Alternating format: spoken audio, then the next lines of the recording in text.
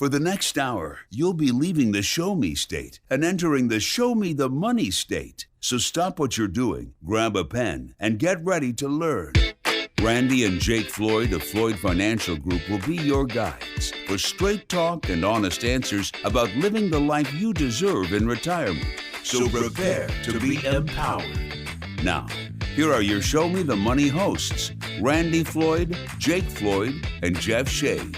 Good morning and welcome to Show Me the Money with Randy Floyd, the radio show that gives you the straight talk and honest answers you need to help you reach your wealth management and retirement goals through smart investing and careful planning. My name's Jeff Shade, and as always, I'm just here to ask the questions, but of course, the words of wisdom and solid advice come from Randy Floyd of Floyd Financial Group. Randy, how you doing this morning? You know, I'm doing very well, Jeff. How about you? I am fantastic, thank you. You know, Christmas now is behind us, and we had a great Christmas. We're just ahead of the new year. I hope everybody had a great Christmas out there. We've got a lot of great things lined up for us here in 2024 as far as the show goes, and, well, we've just got a couple of more days here before 2024. Randy, do you do New Year's resolutions at all? In the past, I have a few times, but as a rule, you know, I came from a corporate America background. What we did was, always starting about October, we started doing next year's planning. Right. Not resolutions, but next year's planning. And then we had to turn those in before a year end so that our bosses above us could compile all of our information and then, of course, put that into his spreadsheets that he had to supply up the food chain. We all got smacked down and said, no, that's not enough. You need to do more with less. And pretty soon we were doing everything with nothing. And so anyway, so resolutions were more like, okay, this is what we got to do next year. So let's buckle up, Buttercup, and how do we start and get it done? Yeah, well, I think a lot of people do personal resolutions. They're going to, stop doing this. They're going to start exercising. And my experience has been that when I go to the gym, in January, the parking lot's full. Give it till about middle of February, you can park any place you want. But nevertheless, that's generally the way it works with human beings. But, it's always good to plan for the coming year. Here this holiday weekend, I'm going to be sitting down, and what I do every year is I figure where I stand with things financially and with my goals for retirement. Right. And my future. And I put down goals, and then I reverse engineer those goals. Here's where I want to be, but then these are the steps that I need to take to get there. Is it the same with financial planning, basically? It absolutely is. We need to always have a plan to work with. We really need to know where people are, what they're trying to accomplish, what's important to them, how do they see retirement, how much money do they want to spend, so that we can, in fact, see if where we are in that whole scheme of planning. And you're right. We find out where we want to go, then we reverse engineer the plan to get there, and then we monitor and try to stay on track. Right. And from a basic standpoint, I think everybody should take a look at their emergency fund, how much that they have. We've often talked about 3 to 6 months of emergency funds just in case something happens. If you don't have that, make a plan to have 6 months of living expenses in an emergency fund. There are just so many things that you can do to make your life better. It is all up to you. It all comes down to, just like you said, it is having a plan. So that's what this show is all about, is retirement planning. Well, Randy, let's jump into what's happening here in the news. I understand that Jerome Powell says that, hey, next year we might see some rate cuts. Is that what you're seeing as well? Yeah, so looking back here a couple of weeks back, he spoke, as he does on Wednesday, and said, hey, we're going to keep rates where they are right now, which banks borrow from the Federal Reserve now for roughly 5.25% to 5.5% is where they get to borrow money there. So you're seeing that CD rates and things that banks around are at 4.5%, maybe even 5 or 5.25%. If banks can borrow money now from their depositors cheaper than they can borrow it from the Federal Reserve, that's what they're doing. And so with Jerome starting to push interest rates up last March of 2022, and then keeping it steady here the last 3 months, I think, of steadiness, maybe 4. Right. And then looking at the fact that right now we're seeing a little bit of disinflation, not deflation. I think we talked about that once before. Disinflation is, well, a year ago we were inflating at 9%, and now we're inflating at 3%. So we have less inflation, right, but not really deflation. So anyway, he said he's going to keep rates where they are for a little while and maybe start to tick those down. And Wall Street, of course, is always trying to figure out what his next move is going to be. And what did he really say between the lines that he's not telling us? and then they make their predictions. And so Wall Street priced in, and we've seen this in the price of stocks and things, they priced in what they think are going to be 3 cuts next year. Wow. What does that mean for mortgage interest rates? I know that most people listening to the program probably own their own homes, but there are those people who may want to downsize looking for another home, and they may need a mortgage, or they want to refinance. I mean, what does it mean to mortgage rates? So I think that mortgage rates are going to have to come down. They already have some from their high. For a while, Jeff, they were hanging around 8% or so. But now I think nationally it's about 7.22 if you have a good credit score. Something that's kind of interesting to go along with that is housing starts are actually up and strong. Now, that's interesting, isn't it? In the face of where we are, he's pushing interest rates down. We have record low unemployment. We're creating a good number of jobs. This shouldn't be this way. Right. It should be that as we're putting pressure on the economy, we should see things slowing down. We have seen real estate prices nationally come down over the last year. Last number I saw was around 18%. Now, that's not just across the board. There's certainly pockets of places across the United States where housing prices haven't moved at all. In fact, if anything, they moved up. And one of those areas is down in Dallas, with all the Californians moving down there and all the new businesses coming into Texas. I have a nephew that lives just north of Dallas, and he's talking about how the price of everything continues to escalate that has to do with real estate. And we know that nationally they are down a little bit. Markets are looking pretty good right now. We feel like maybe we've turned a corner here to where the market's going to have a little room to run. So it's going to be an interesting kickoff to the year, because by now most all the traders and the people that do any big volume have gone home for the holidays. Yeah, and as far as those interest rates go, as you said, they were over 8%. They're coming down. And I heard one financial advisor that I know who said, well, we probably won't see anything less than 6% ever. But I think you disagree with that, right? Yeah, I disagree with that just simply because the world, not just us, but as a nation, we have $33 trillion of debt that we're going to need to refinance over the next few years. A lot of that debt we had financed at 1%, 2%. We can't afford the interest at 5, 5.25, 5.5. So we're going to have to reevaluate that. The other thing that I would say is happening is supply chains are getting better. Now, of course, of late, we've had some renegades over there.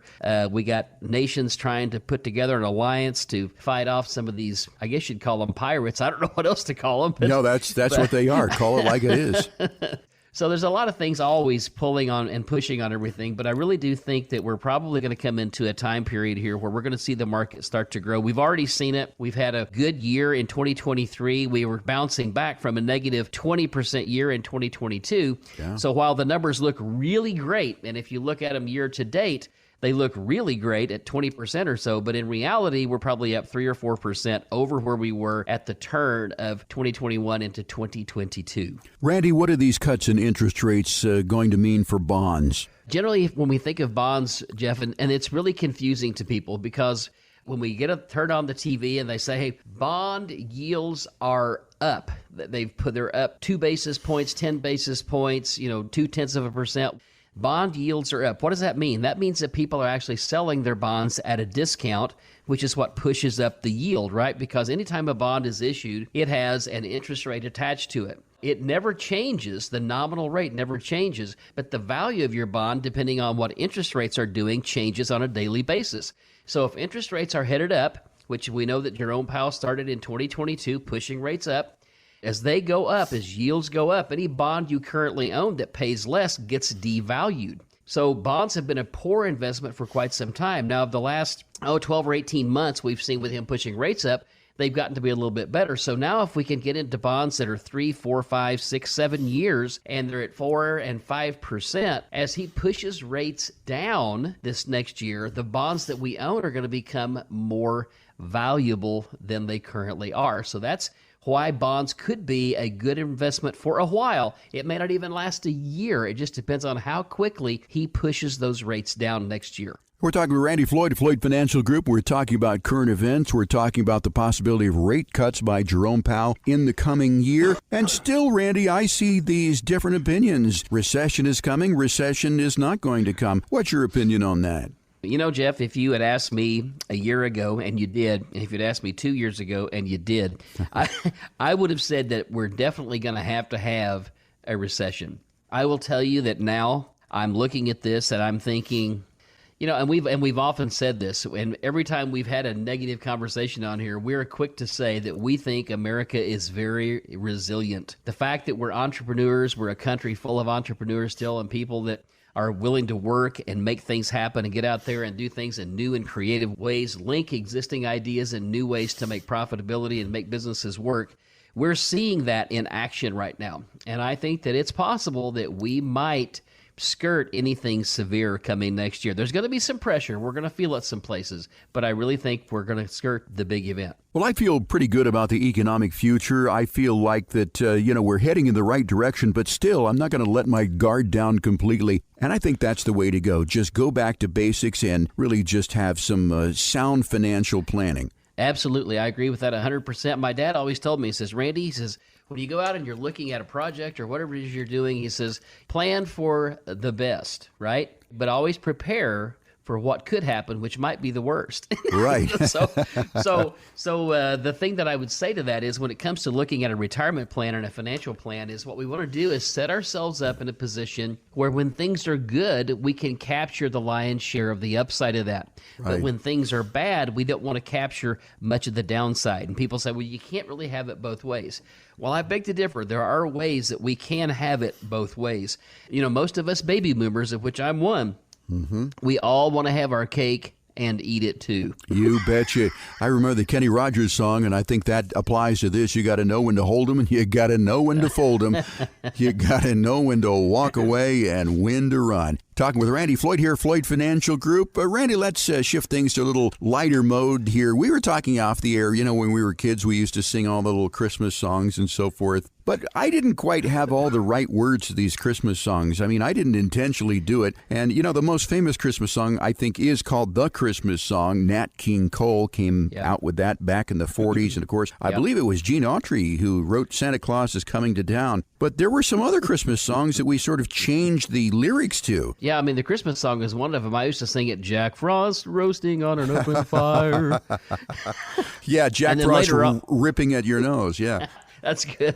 Yeah, and then later in that song, it says, later on we'll conspire as we sweat by the fire, right?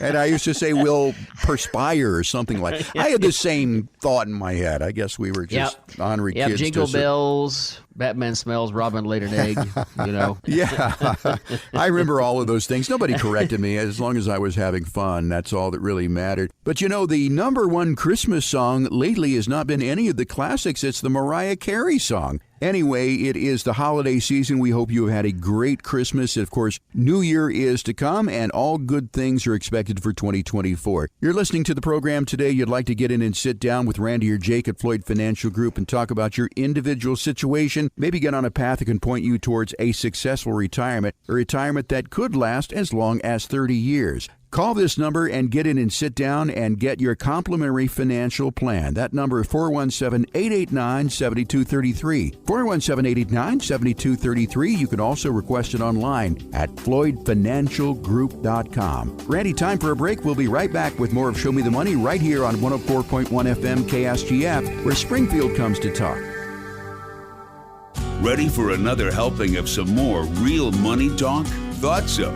Now, here's another serving of Show Me the Money with your hosts, Randy and Jake Floyd, with Jeff Shade. Welcome back, everybody. This is Randy. You're listening to Show Me the Money. And in this segment, we're going to be talking about tax planning for 2024 and beyond. And Jeff, you may remember we've already talked about some things maybe 45 days ago that we should have done to button up at the year end. But if you got caught in the holiday season and you couldn't get it done, now is the time to start thinking about these things. That's right. It's too late to do anything for this year, but the best time to plan for 2024 is going to be right now. So let's kick it off that way and talk about some of the things that we need to look out here for at the beginning of the year. First of all, there are some new tax changes coming along in 24 and 25, right? Yeah, there's some new stuff coming out there. They're going to change, the required minimum distribution. They've been changing that and pushing it back from what was 70 and a half, and then it went to 72,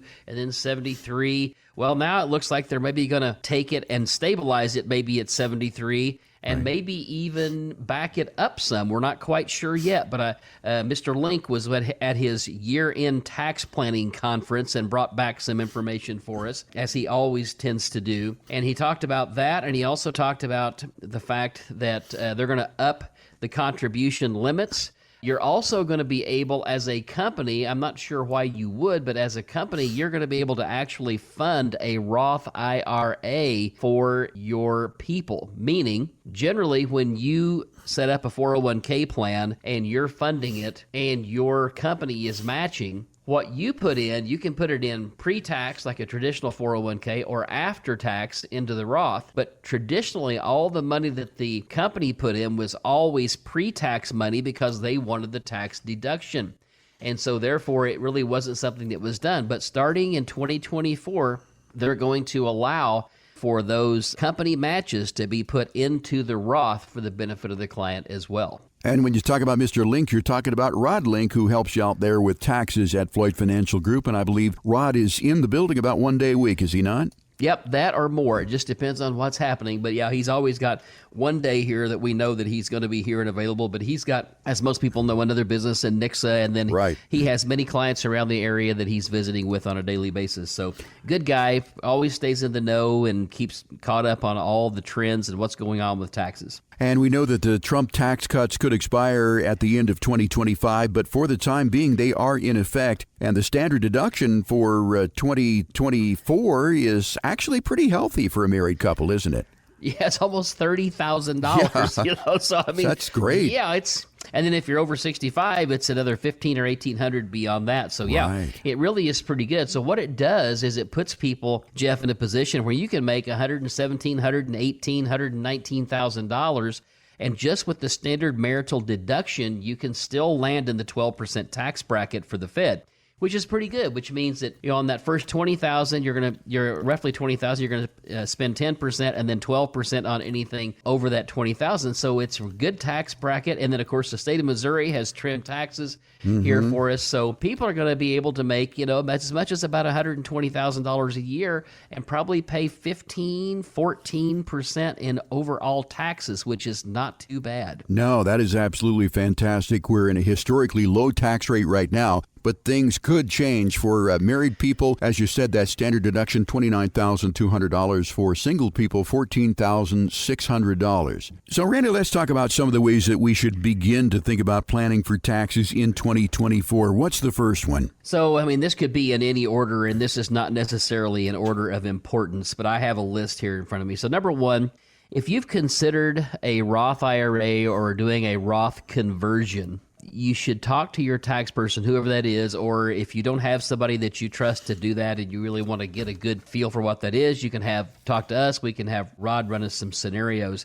But if you've thought about doing the Roth conversion, two things I would say. Don't wait until you're 1 or 2 years from retirement thinking it's going to be a good idea to convert your traditional IRA or your 401k to a Roth, because most likely you're just going to put yourself in too steep a tax bracket to really make it work. So I would be talking to people today saying, hey, start thinking about this now. If we're going to really look at this and think about it, you need to have us run some numbers for you so you know if it makes sense or not. But if you've got 5, 7, 8 years, we can certainly make a big impact in converting some of those dollars to where they will be tax-free as you pull them out of the Roth IRA versus taxable out of your traditional plan. By scattering out over that time, we can generally keep you in the same tax bracket and not cost you any additional tax dollars, which does mean that you're really going to benefit big time down the road and for the rest of your retirement years, which may be 20, 25, 30 years of tax savings. Right, so that's the Roth conversion. A lot of people listening are charitably inclined. Is it a good idea to begin to think about charitable contributions this early in the year?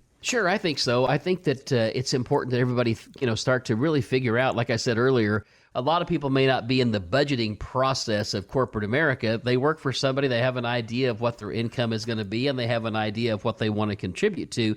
So it's never too early to start planning that. Every year at our church, we have this thing called Vision Sunday, and we have that around the first Sunday in February, and it talks about missions and all the things that we want to do and faith promises and all the things we want to do. And then we plan around that, and then those next 3 quarters, we try to fulfill our mission that we've laid out there. So charitable giving, 2 ways to do that. If you've got IRA money, you don't want it to hit your tax rolls, you can use the QCD, which is the Qualified Charitable Distribution, or you can simply take the money to yourself and then give it to the church and take that as a deduction. But remember that to get that done, you're better off to use the QCD because you got to get north of that standard deduction now before you get any additional tax advantage. And I understand that a good tax strategy insofar as charitable giving goes is to gift things like required minimum distributions to your favorite charity. Basically, there's a way that you can bypass you and take it directly from your account to theirs. Right. That's what we talk about, the qualified charitable contribution. I was going to say an that. Actual setup. And to get that done, the check's going to need to be written to the charity, not to you. It needs to be a valid 501c3 nonprofit organization. Yeah, I just wanted to clarify what the QCD really was for folks. Absolutely. Yeah. We're talking about tax planning here with Randy Floyd, Floyd Financial Group here. The 2024 calendar is going to be in effect in just a couple of days here. We'll continue on. How about health savings accounts, Randy? Right. If people have, high deductible health savings accounts, I can't remember the exact numbers for individuals and all that, but I do know this. It is money you can put away that you can spend for health care over your lifetime, tax-free, and you'll have enough health expenses to do that, but it's a way to not pay, especially if you're in a 25 or a 30% tax bracket right now, to save as a married couple. The max is $8,300 for $2,300 to save $3,000 or $4,000 on that deal. I'm all about it. Keep it in my pocket, and I'll use it for braces, for doctor's office visits, for prescription drugs, whatever it is we might need in the future. And by the way, if you're 55 and older, you get an extra $1,000 on top of that to do catch-up. Now, remember, all this is related to your health insurance plan and what your deductible is, but the max is going to be that $83,000 for 55 and under, $8,300, I should say, for 55 and under, and $9,300 for those that are 55 and older. If you have questions about this, consult with your current health insurance agent. If you don't have one and you need to understand more about this,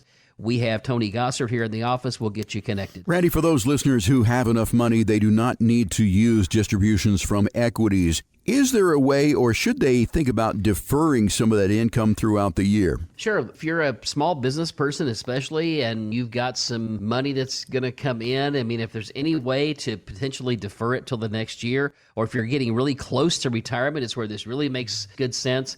If you are, if you've got money you can defer into the next tax year when you've retired, that's probably a good thing because you can then just feather in exactly what you need out of your investments to make yourself whole for that next year and live the way you want to, but you won't be paying any additional taxes. You don't stack it up on top of what you've already got out there. So yes, if you can defer income somehow, by all means do that. Now remember, there's this rule that you have to follow called constructive receipt. Okay. So what is constructive receipt? So let's say, Jeff, that I work for you and you pay me a check for something I did on December 30th. Mm-hmm. And you write the check December 30th, but I decide that I really don't want to claim it this year. Now, I would never do this. Okay. I'll just say that up front. But let's just say that I'm thinking, I just won't cash this check until next year. Mm-hmm. And then it'll go on next year's taxes, right?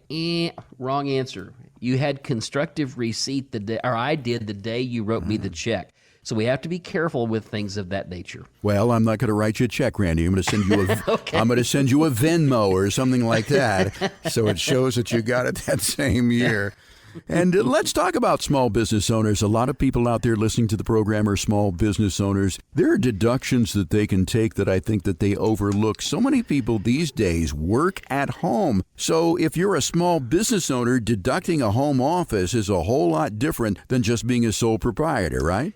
Absolutely. So the thing to think about, and I always told my tax person, I want every deduction that I'm due. I want to pay every red cent that I owe, but not 1 red cent more. Right. And let's be aggressive. Let's not be fraudulent. Let's just push it to the line. Right. Exactly. Is what I want to do, right? Right. And so there's a lot of things. If you got a home office, there's many things you can deduct, from new computers to monitors. I often tell people this too, though. Don't buy it unless you need it. Because sometimes people get hung up in this thing of saving tax dollars and they end up with 4 of something they needed 1 of. Right. Right. Right. Or something like that. So there's a lot of things that you can do as a small business owner. If you have the need for a car and can justify it, there's big savings on taxes buying vehicles. I have a close relative of mine who happens to have one of these type businesses, and he said, Randy says, I really don't need a third pickup, so I'm trying to figure out what I'm going to do this year. So I said, well, talk to your tax person, Doc. Right. But there's just so many things that you can do with the purchase of a vehicle, or the writing off of your fuel and part of your insurance and maintenance and all that. If you've had a really good year and there's certain things that you can prepay, for instance, like us here, we have what's called errors and omissions insurance. Well, our errors and omissions insurance is probably $12,000 a year. If you've been paying that by the month, let's say you had something similar, you got a recurring bill that's a business expense. If you've been paying it by the month and you've had a really great year and you want the additional tax deduction on this year, go ahead and pay the lump sum this year. Now, you won't get the deduction next year, but it might help you stay out of the next bracket up this year. So there's always lots of moving targets and a lot of things to look at. And so that's why I always tell people the best thing to do is let's not get to December again where it's a foregone conclusion. Let's start in January. Let's begin with the end in mind and think about what's important to us, what we want to fund, what we might need, and how we can spend that money efficiently and save tax money. And as far as that home office goes, Randy, I have an office in my home that I use exclusively for business. It's a converted bedroom, but I have a 2,000 square foot house. Let's say that the office is 200 feet. That's how you would figure that out, to figure out, how much you're going to be able to deduct for that home office. But again, the home office is not used for anything but business. So consider that, and I will say this about this entire conversation. Any particular questions that you have, consult with your certified public accountant. If you don't have one of those, consult with whoever it is that does your taxes. But again, there are a lot of things that you can do to save on taxes if you begin here at the beginning of the year. We're talking with Randy Floyd at Floyd Financial Group. And if you're listening to the program, you have questions that I want you to request your no cost, no obligation, no judgment Floyd Financial Group Retirement Review by calling 417-889-7233. 417-889-7233. Boy, Randy, you talk about things you could do here before the end of the year. That would probably be a pretty good thing to do. Call that number this weekend. Leave your information. Ashley will give you a call back probably on Tuesday. She'll be celebrating New Year's Day on Monday, and she'll schedule a time for you to come and have a conversation with Jake or Randy to create a path towards a successful retirement. Just a casual conversation to get your questions answered with no cost, no obligation, and no judgment. Again, that number to call, 417-889-7233. You could also request your conversation online at floydfinancialgroup.com. Time for a break. Randy, we'll be right back with more of Show Me the Money right here on 104.1 FM KSGF, where Springfield comes to talk. We're back with your financial catch of the day, and it's a big one. Here's more Show Me the Money Radio with your hosts, Randy Floyd, Jake Floyd, and Jeff Shane. Welcome back, everybody. This is Randy. You're listening to Show Me the Money, and in this segment, we're going to be talking about 8 mistakes that can upend retirement plans. And Randy, pursuing your retirement dreams is pretty challenging enough without making some common and very avoidable mistakes. So let's talk about 8 big mistakes to steer clear of if possible. The first one is not having any strategy or no plan at all. That is a big mistake. I think maybe the biggest. Yeah, and Jeff, I would agree with that. And here's the thing that I would say. Most of the people listening to this program are probably going to be 45 and older, is going to be my guess. But there's going to be a few youngsters out there in their 20s and 30s that are going to hear some of this, or they may hear it from their folks. And that is, it is never too early to start thinking about this. Right. I remember growing up, and I would look at my grandpa, and he was retired. It never really dawned on me that he had to do some things and plan to get there.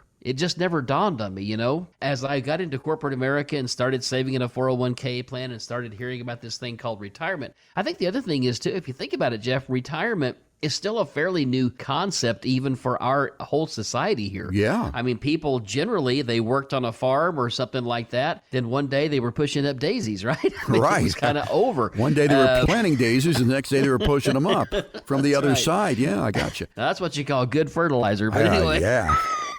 So having no strategy, yes, is probably the worst thing. And again, I want to say it's never too early to start thinking about this. The other thing is, too, is we're not very good in this country at really getting people to prepare. We got the 401k plan now. Very few have a pension out there. But really, the 401k plan, you start putting money in there, you kind of set it and you kind of forget it, and it's kind of out there, but it really doesn't mean anything to you. I'm telling you, people, what you need to do is sit down with somebody, whether it's me or somebody else that's qualified to do this, Sit down, see where you are, see what kind of income you have, look at what your Social Security projections are going to be, look at what decent returns looking forward and historical averages, see what your nest egg is going to look like, because what we don't want to do is get too close to retirement within 5 or 10 years and say, wow, we're not going to make it unless we really turn up the heat here, and so we got to get to work. Let's make this easy, because time and money, those things work together in a compounding effect. And I don't see why everybody wouldn't want to have a plan or begin this plan, because we're offering it at no cost. That is right, entirely free and no obligation by calling 417-889-7233. So there's no excuse for not beginning the year with a plan. 417-889-7233, no cost and no obligation. Next one is frequent trading, Randy.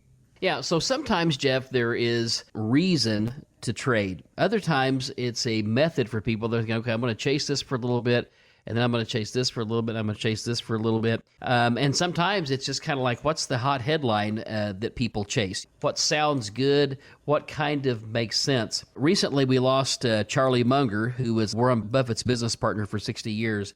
And they asked him what his key to success was. He said, well, I just didn't make the same mistakes as everybody else. So he said, I just tried to avoid those things. And so what he said was, we always bought good businesses with good balance sheets, and that's how they have succeeded over the years. And nobody can argue that.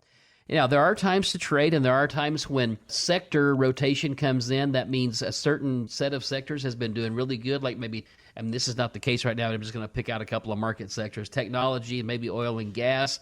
And those things will run their course, and they will get overbought. And then there's times that we do need to exit certain areas to preserve gains that we've made. But just doing it for the sake of, hey, I need to trade, I've made a little money here, and not really getting underneath the hood to understand why, really will, at the end, cost you money. And there's a lot of people say, well, what if I just put a stop loss in? It has been proven that by using stop losses, you generally just cost yourself money. And I think it was Warren Buffett who said time in the market is much more important than timing the market. So consider that when it comes to frequent trading. The next one here is not maximizing tax-deferred savings. Randy? Yeah, I agree with that. So, depending on where you are and what kind of income you have right now will determine how you should be investing. But tax-deferred, if I can defer a tax for a very long time, that's exactly what I want to do.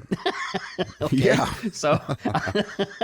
So doing a tax-deferred savings, money that would have gone to the government that you get to keep in your pocket, how can you say no to that?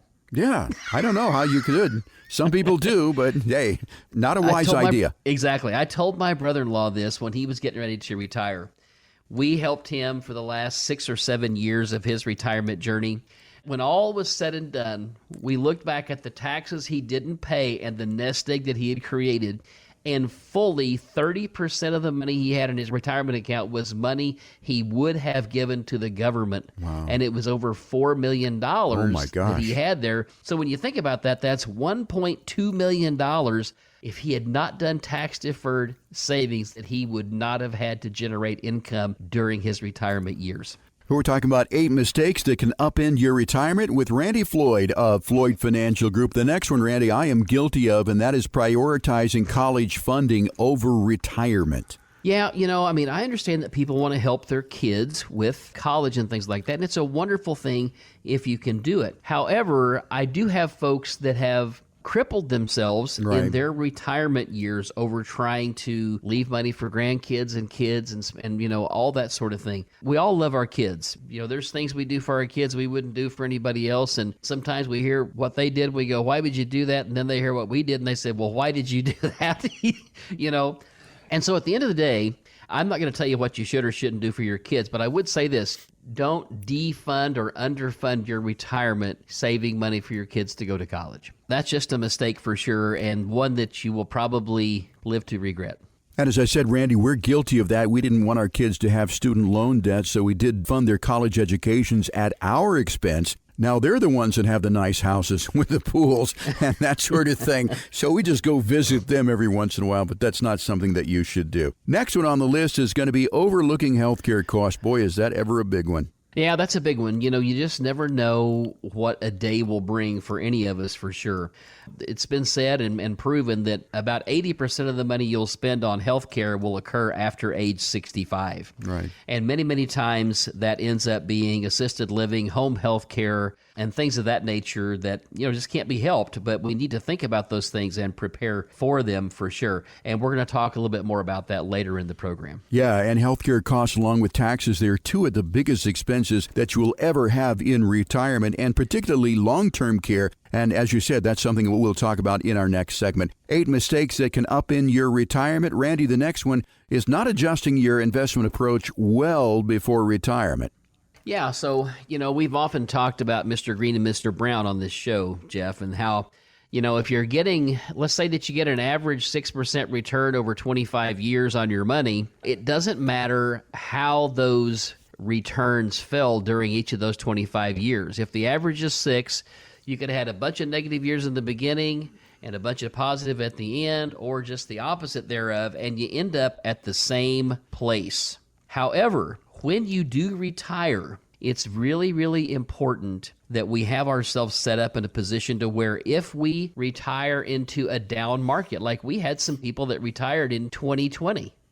Well, they retired into some pretty good times followed by some pretty bad times, and they didn't have any control over that. The bottom line is we need to make sure that when we build retirement portfolios and when we're in retirement, we can weather the bad and take advantage of the good. And we've talked about this a lot. And it's not about trying to time the market. It's not about being the greatest soothsayer that says, oh, yep, I can see that this company right over here, it's going to be the one. It's not about that. It's about building a sound strategy that works in all kinds of financial weather. Next one is retiring with too much debt. And I know there's good debt and bad debt, but let's talk about that generally. If you ask my wife, there's no such thing as good debt.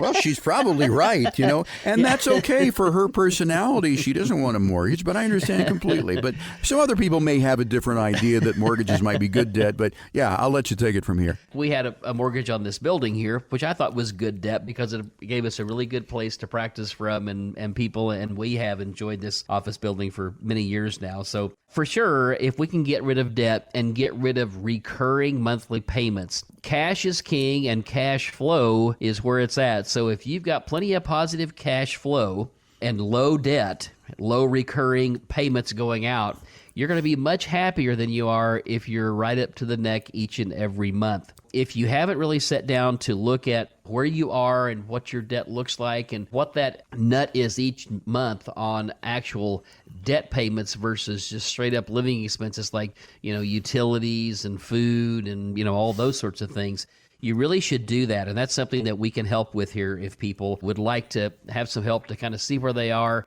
and develop a plan to get to a very, very good spot. One of the things that my wife has always said, when we retire, we will have no debt. I'm like, yes, that's right, honey. That's it.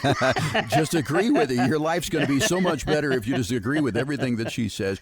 But I think that, good debt might be a mortgage. It may be a mortgage if that mortgage is like 2.5%, under 3%, something like that. And you can take that money that you would have used to pay off the mortgage and use it to invest someplace else and maybe get 5 or 6%. But again, this is a very, very personal thing as far as debt goes. Right. And I think what you're talking about is credit card debt, maybe car loans, personal loans, that sort of thing. Let's wrap it all up with, it's not only about the money, Randy. Yeah, that's for sure. As I get older, I can see that, and I've watched it over the years with my clients. People that maintain a healthy lifestyle, they walk, cycle, swim, hunt, fish, play golf, garden, whatever it is they like to do. If they stay active, stay involved, keep moving, keep engaged intellectually, right, they just do much better in retirement. As Pastor John from church says, number one, they just get weird.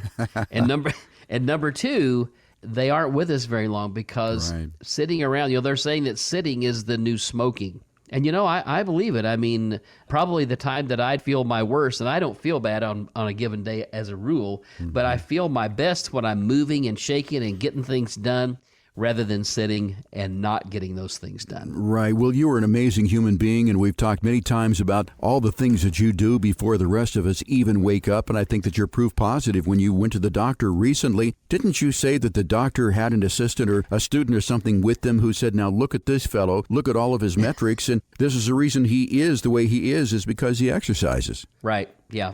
He said, this is just an example of how it can be. I'm very blessed. I appreciate, the health that I have for sure. I'm just going to keep going and keep going. I often told people, I said, my dad, when he was 70, could jump flat-footed out of the back of a pickup still and just go running, Right. So then he let a tractor run over him, and that didn't help him any. No, And then, there was a downside to that, too. You got to look before you leap, as they say.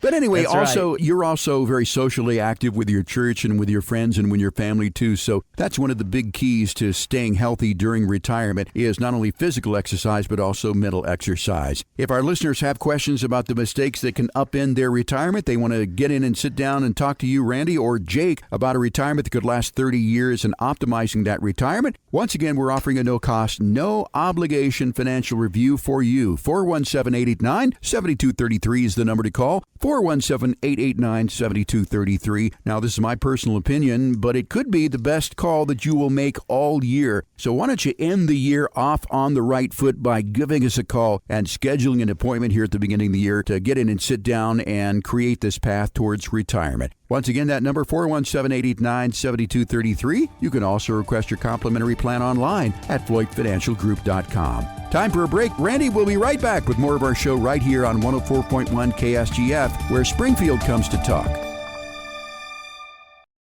Ready to climb a mountain of financial know-how? Good, because it's time for more Show Me the Money with your financial Sherpas, Randy and Jake Floyd. Welcome back, everybody. This is Randy Floyd. You're listening to Show Me the Money. And in this segment, we're going to be talking about long-term care that nobody likes to talk about or even likes to hear about or likes to think about, but it is something we all need to explore. Right, and I think the statistics show, Randy, that the majority of us, if we do reach the age of 65, will require some sort of long-term care, and if you're not careful, paying for this long-term care could break you completely. So let's talk about that for a moment here. First of all, let's talk about the costs for long-term care. They really are quite expensive. So, if you look at the cost of long-term care, so what is long-term care? We probably need to define that a little bit. Okay. So basically, we could have some sort of rehabilitative care at home. Now, for the most part, Medicare is going to take care of that. Most rehabilitative therapy, they're going to take care of. But what about when I get to the point to where I have a chronic condition that I'm not going to recover from? That's where long-term care comes in and starts to really get expensive. So if it's something I'm going to recover from, Medicare does a pretty good job there. Other than that, we have to figure out other ways to pay for this thing called long-term care.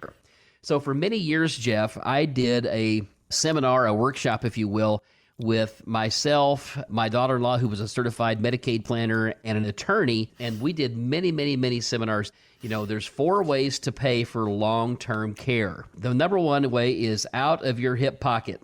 So if you're in a nursing home today in the last bastion of sanity, Springfield, Missouri, that's about $7,500 to $8,500 a month. Wow. If you're on the coast, it's closer to $10,000 or $11,000 a month, and most people just can't afford to do that. If it's assisted living, you're somewhere between $3,500, $4,000, and $5,500 to $6,000 a month, right here in the last bastion of sanity. Out of the hip pocket, just writing a check is not something that most people are plumbed to do. In fact, if you think about it, Jeff, and we'll talk about this in a minute here, how Medicaid and the Veterans Administration may help us. But if you think about it, it's been said that after we reach age 65, there's going to be about, and the government says 70%. I'm going to tell you it's at least 50%. It's half. So if we flipped a coin, heads it's me, tails it's you. And if we're going to flip a coin, it's going to be heads, I win, and tails, you lose. Because I'm not going to the nursing home, right? And that's what everybody says, and I agree with it. Nobody wants to go, but it's certainly something that's going to happen for most of us. But again, out of the hip pocket is one way to pay. The next way is if you were a wartime veteran, and there's some very specific qualifications you have to meet here. There's some help from the Veterans Administration, which can help take a lot of the sting out of it. Maybe as much as $2,500 for a married veteran, or $1,300 or $1,400 for a widow or widower of a veteran is what can be reimbursed. It's not a benefit and not like a pension that you just get a paycheck for. It's after you've paid these expenses that are recurring, right, that you can get reimbursed for. And like I said, there are some hurdles financially that you have to cross to get there, and it takes some planning ahead of time with some special type of trust to maybe qualify for that. Okay, and that's called aid and attendance. And again, you have to pay for it, and then you get reimbursed, but it doesn't reimburse 100%. As you said, Randy, is it on average maybe $2,500 a month, something like that? For a married veteran. For a married yes. veteran, If okay. If it's single, it's less. If you're single, it's less than that. That's the reason I Okay, wanted to point that so out. out of pocket is number one. Most people do not plumb to do that. Aid and attendance is number two. If you're a veteran and you do meet some qualifying standards, what is number three? Number three is some type of long-term care insurance.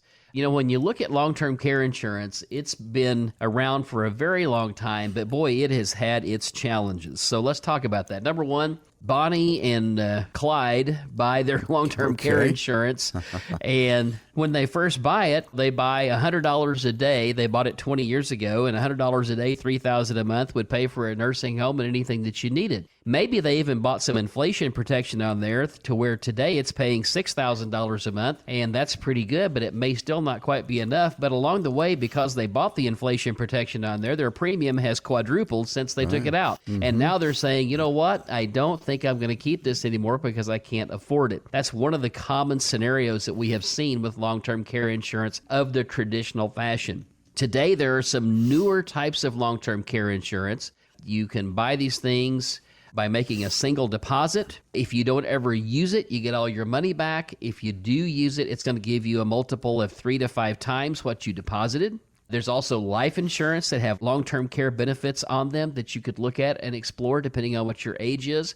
Again, if you never use it as long-term care, the life insurance benefit goes to your kids or to your spouse, but it's there if you need it. And the thing I like about these last choices I'm talking about here is these things never change. The prices don't change. The benefits don't change. Now, that can be a positive or a negative. So when I say that they don't change, the pricing doesn't change, but it also means that your benefit may not change, okay? You may not get much more benefit, so we have to begin with the end in mind on that. But there are better programs today than ever for paying for long-term care. If you haven't looked at them, you should just call us and let's sit down and look at what your options are. No pressure. We're just going to lay it out for you. And if it makes sense, you'll go, yeah, okay, that does make sense, and then we'll do something. And if not, at least we've explored it, and we'll go to our next level of planning, which I'm going to talk about next, which is where Medicaid can take over and actually pay for skilled nursing. Now, I want to be clear on that. It's skilled nursing, not assisted living. So again, the 4 ways to pay: out of your hip pocket, some assistance from the VA, some type of long-term care insurance, and it may be that you'll have a combination of these. Maybe you're a veteran and maybe you buy some long-term care insurance to help bridge the gap between what the VA will pay and what your insurance will pay. But finally, Medicaid is the last resort out there for people that need skilled nursing. And a lot of people say, Medicaid, I thought that was only for people that had no assets, and that is not true. There are asset limits and things in place, but there's also special trusts that we can use that will help protect your assets against the cost of long-term care. And it's something that is in the Medicaid rules. We don't bend any rules. We do everything by the book, just like we do, when you're looking for the VA benefits. We don't actually file for VA benefits. A veteran service officer can help you with that, but we can help position your assets so that you're ready to file. Those are the 4 ways to pay for long-term care insurance. I will say this, the Medicaid portion, I want to be clear on this. People say, well, I just don't think that the government should pay for my skilled nursing care. Let me say this. If you're 75, 80, 85 years of age, which is where we see most people need these benefits, they paid for them their whole life. You just got to qualify to get them. And all we're going to do is show you how to set up your assets so that you can qualify and protect that century-old farm, protect your home, protect your life savings that you want to have for your kids and maybe your grandkids.